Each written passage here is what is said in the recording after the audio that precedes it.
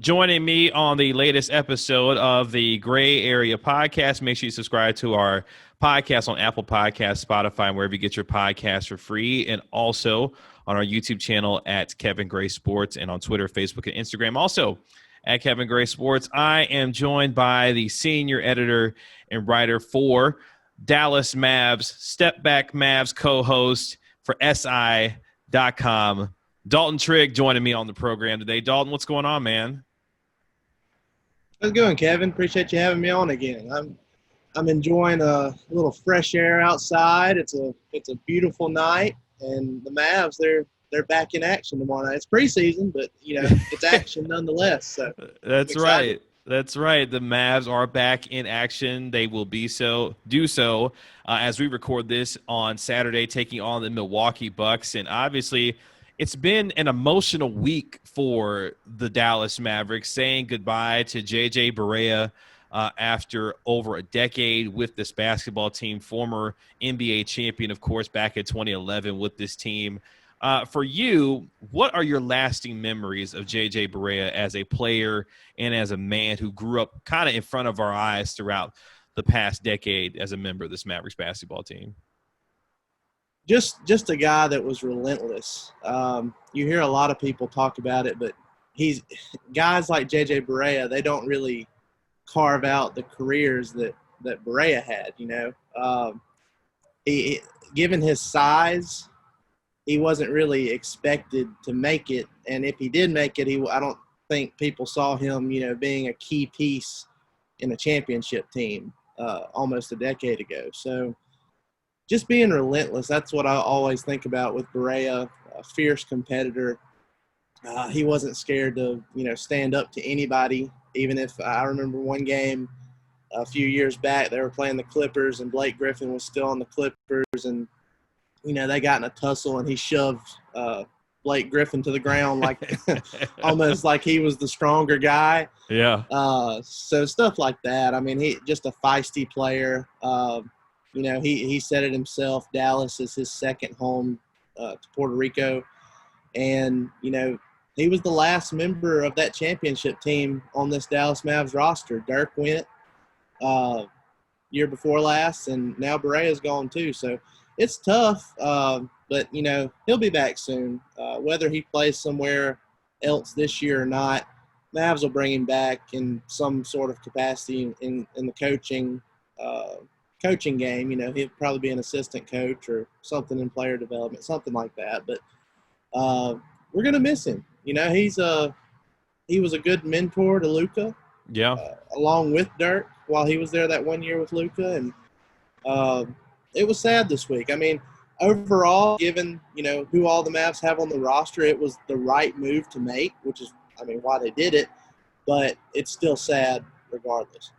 Yeah, JJ Barea at 35 years of age still says he wants to play in the NBA this year and then see what happens after this year. And he said, who knows, you may see him back on the Mavs in a role depending on what happens this year with, things like COVID and what's going on in the NBA. But at the moment, he has now moved on from this team. Donnie Nelson, Rick Carlisle having very emotional comments about JJ Barea this week as he moves on from this basketball team. And you mentioned it, a longtime mentor on this team, a veteran presence on this team, and especially over the last couple of years, obviously, for Luka Doncic. News coming this week that he was number 4 in ESPN's top 100 as far as NBA players are concerned, better than players such as Kawhi Leonard, Stephen Curry, Kevin Durant even on that list. What did you make of that news and seeing ESPN put him in that top 5 and better than some of the perennial stars of this game? It's just what that means for his star power continuing to grow in this league. Well, the numbers speak for themselves. You can just see what he did last year, almost, nearly averaging a 30-point triple-double, and then some of the numbers he put up in the postseason against the Clippers. It was inevitable that these kind of expectations were going to follow that because if he raised his game that much from year 1 to year 2, then people are thinking like, oh, well, what's he going to do this year? Yeah. Especially with some upgraded pieces around him too.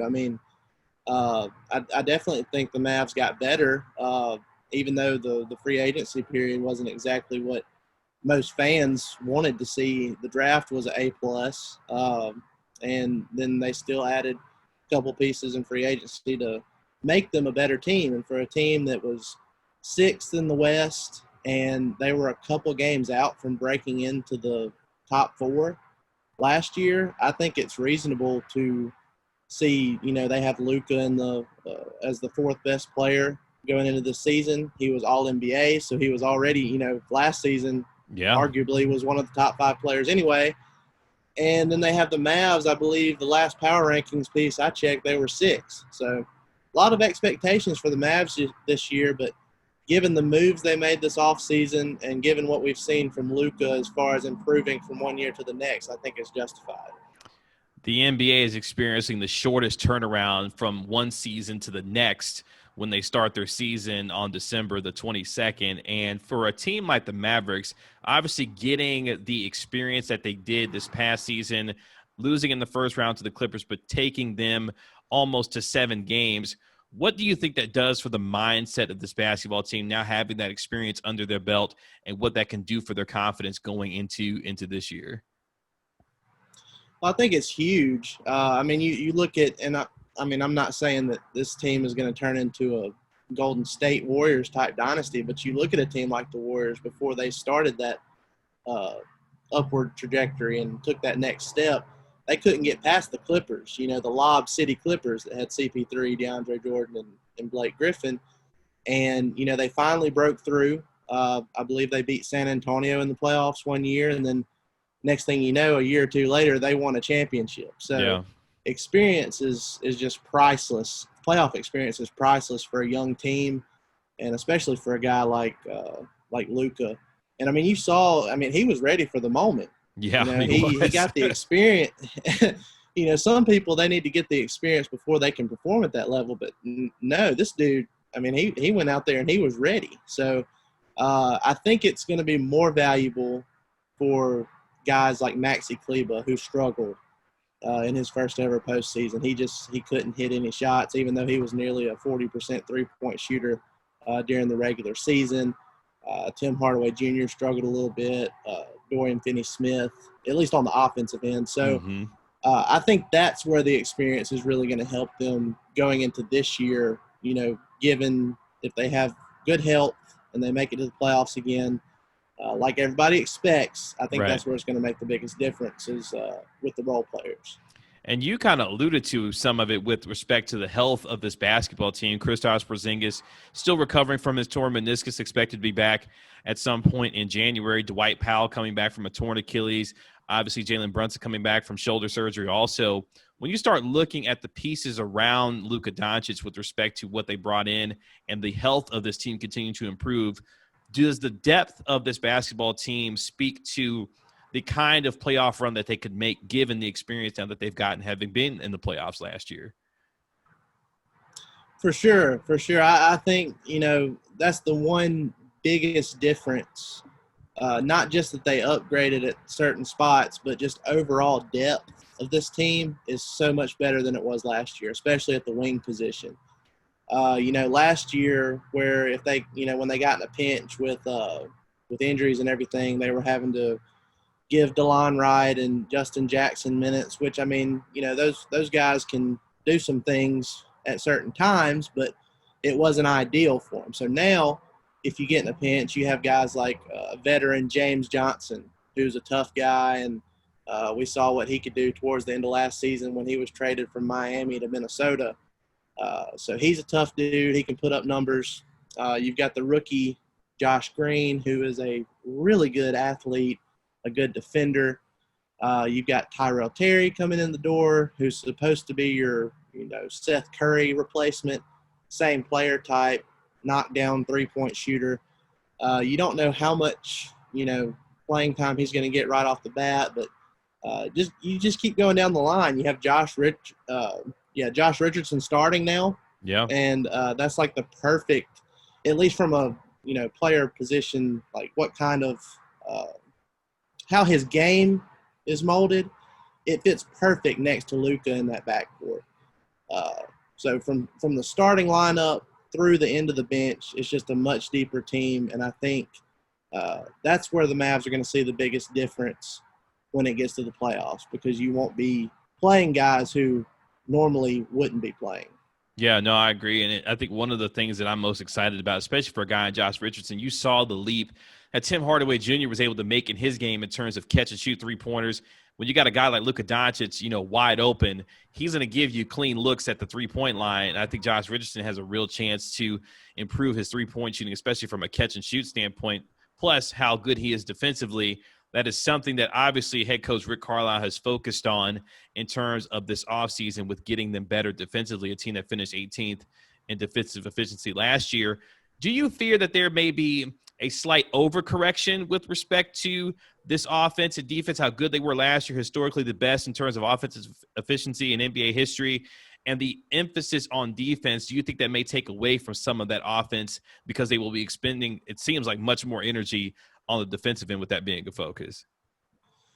I really don't think it will be, because, Seth Curry, he had some really big games last year, and he's one of the best three-point shooters in NBA history from a percentage standpoint, but the volume isn't really there.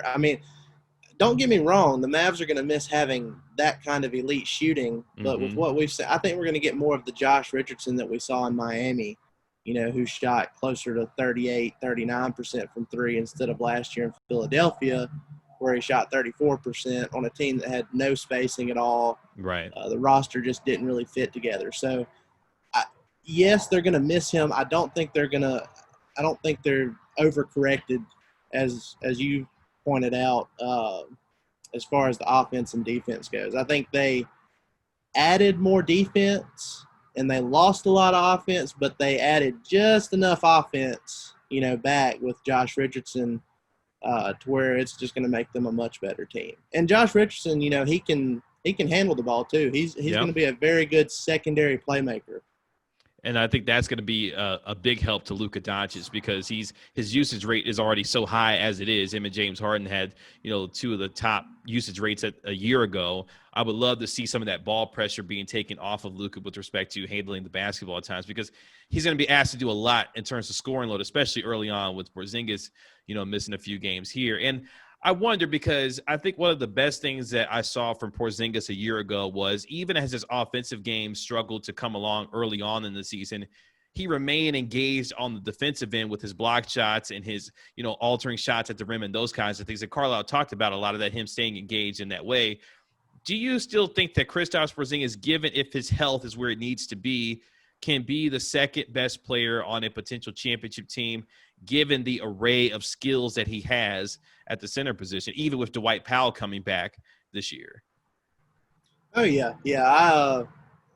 That's always going to be the big if with KP, is the health thing. But, yeah, if he stays healthy, he can for sure be a number 2 guy on a championship team. We saw it firsthand in the playoffs.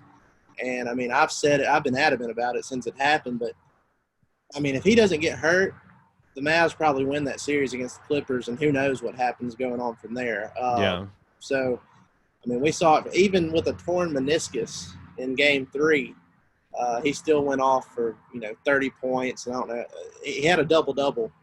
He sure did. Yeah, he did. Multiple blocks. So, the guy's tough. He'll go out there and give it his all. He just he's had some really unfortunate luck with these injuries. Luckily, the last 2 he's had, which this meniscus and then the ACL when he was in New York, they were contact injuries. So if you're looking for a positive, that's a positive. At least it wasn't non-contact, and it's, something wrong with his body. Even though there was concern with that early on in his career, that is an upside. So I'm hopeful for his health this year. I think a second season with Casey Smith and that Mavs training staff can help him out a lot. They probably won't play him on back-to-backs just like they did last season. And, yeah, if he stays healthy, I think that's where you're seeing a lot of optimism, especially in the national media, about where the Mavs rank right now. Yeah, this Mavs team, just like every other team, has to play 72 games, so a compressed schedule for each of these 30 NBA teams going into this year. And a team, Dalton, that's going to be on national television a lot. This is a team that will be on national television, I believe, 15 or 16 times during the first half of Yeah. this year. And you're going to get a lot of this team in the spotlight. And also, 11 of their first 16 games on the road. How important is it for them to get off to a good start given the difficulty of their schedule before they see significant home games it leans like late January and early February, but 11 of their first 16 games on the road to start off this year? Yeah, it's a brutal opening stretch. Now, I mean, obviously, we don't know what the second half of the season schedule is going to look like right now, but you always want to get off to to a good start to the season. But I mean, looking at it right now, and given that KP's out and you have a couple of new pieces, even if they only go like 500 in the first 10 games or so, I'm not going to be disappointed with that. Yeah.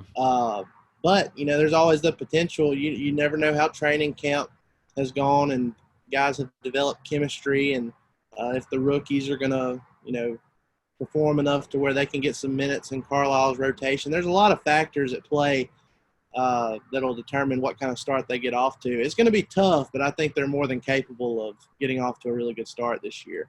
And you mentioned the schedule. How nice is it that we get to see Luka versus LeBron on Christmas? Yes.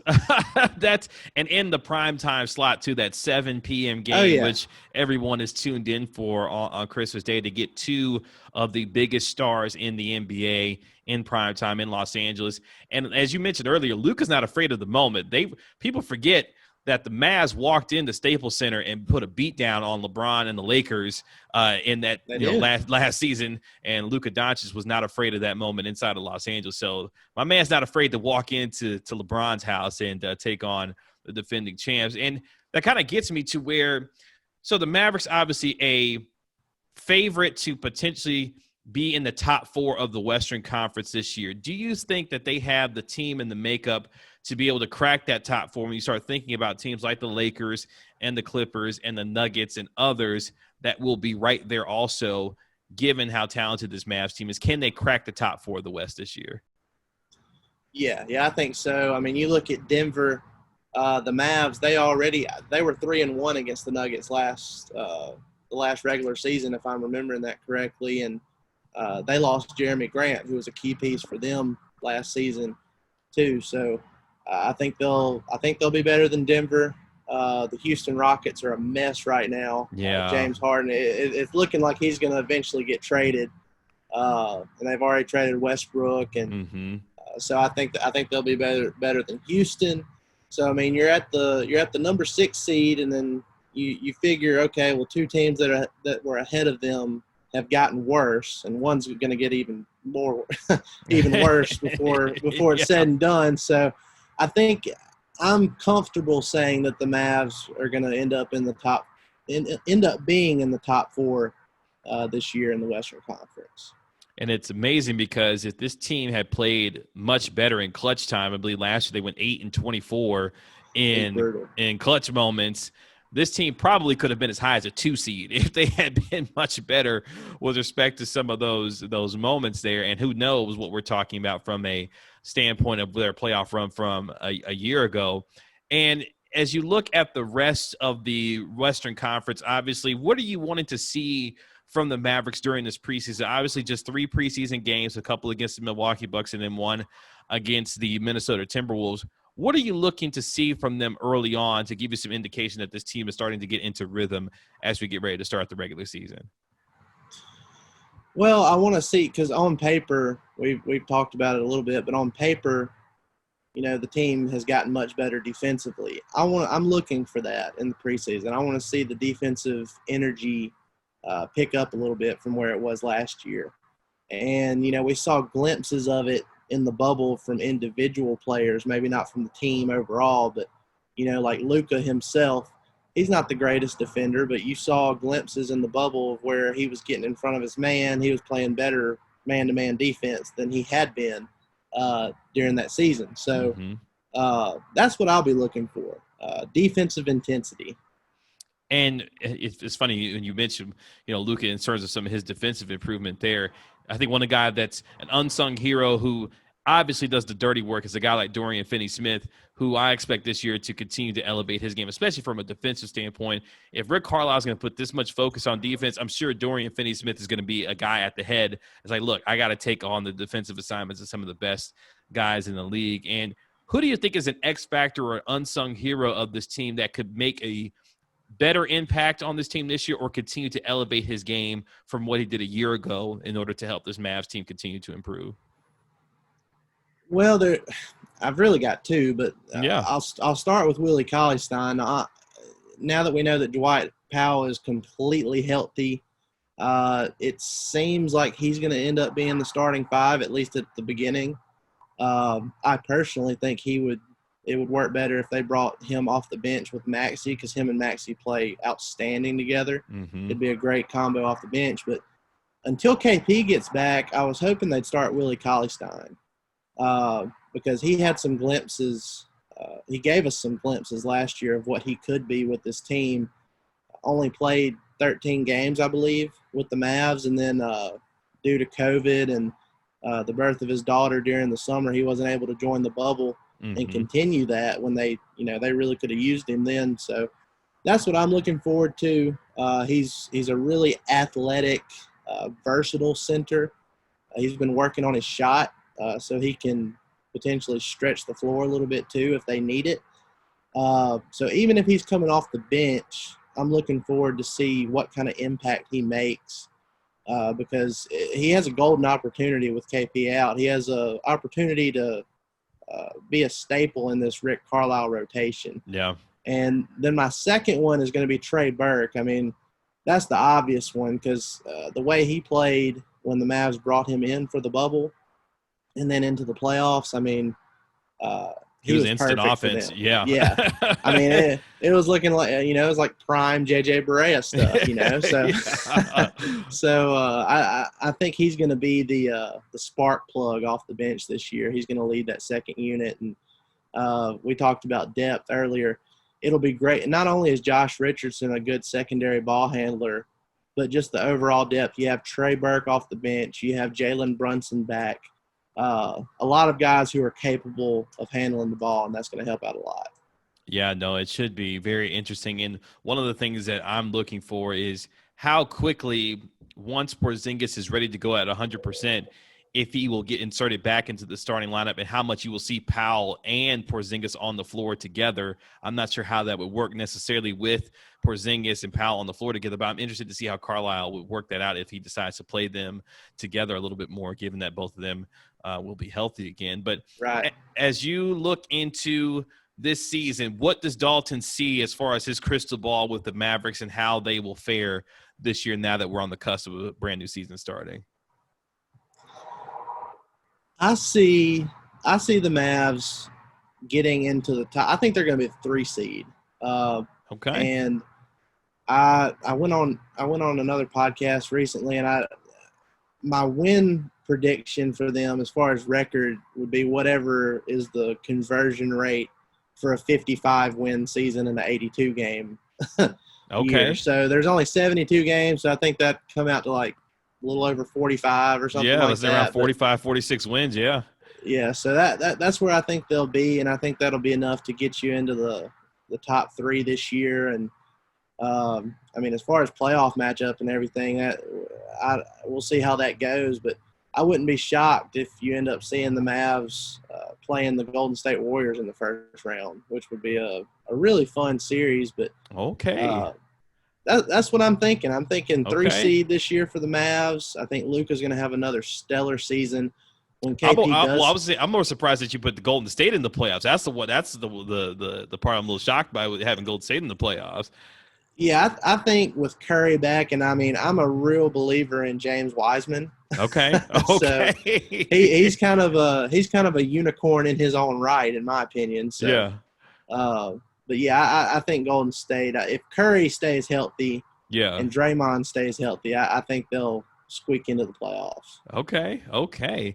Nick, because once Klay Thompson went down for him, I was like, oh, well, I guess we'll have to see the Warriors. That hurt. Yeah, next year, as good as Steph is and as good as Draymond is, that Klay Thompson thing, I feel like makes it all go. But that would be an interesting matchup, the Mavericks and the Warriors in the first round. It'd be a ton of fun. That would be a lot of fun. Probably a high-scoring series, too, if both those teams got together. Dalton, tell the folks where they can find you in terms of your social media and the work that you and the folks at SI are going to be doing this year. Yeah, you can find all of my writing at dallasbasketball.com. It's on SI. You can find all of our podcast stuff, Mavs Step Back Podcast, on Twitter at Step Back Mavs. And you can find me at Dalton_Trigg on Twitter. I'm always tweeting out my Mavs takes and all of the stuff I write and podcasts and everything. You can find all that there. My man Dalton was getting after the negative MFFLs out there. He wasn't having it this week, okay? So can't take it. Not at the beginning of the season, Kevin. This is a new beginning. There needs to be no negativity right now. Yeah, Dalton wasn't having any negative Mav stuff this week. So look, let's just get started, okay? Let's get started, then we'll figure things out once this team is fully healthy. You can find him on Twitter at Dalton_Trigg. He does a terrific job with SI.com, Dallas Basketball, and the Step Back Mavs podcast. You can subscribe to the YouTube channel also at youtube.com. Mavs Step Back. So Dalton, I appreciate the time, man. Really appreciate it, and looking forward to your guys' coverage of the Mavs this year. And go Mavs. Yes, sir. Appreciate it, Kevin. We'll have to do it again sometime. Appreciate it.